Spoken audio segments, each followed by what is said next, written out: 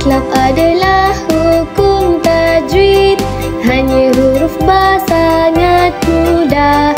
Jumpa nun mati atau tanwin, bunyi berubah dari nun jadi mim.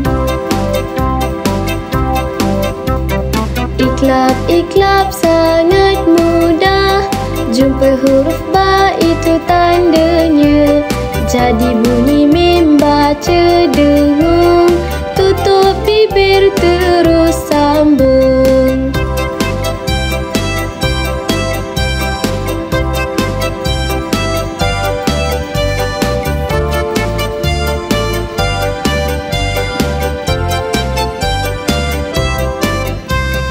Tukar nun mati atau tanwin, jadi bunyi mim dua harakat.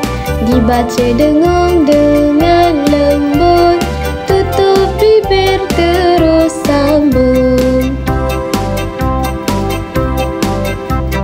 Iklab adalah hukum tajwid, hanya huruf ba sangat mudah. Jumpa nun mati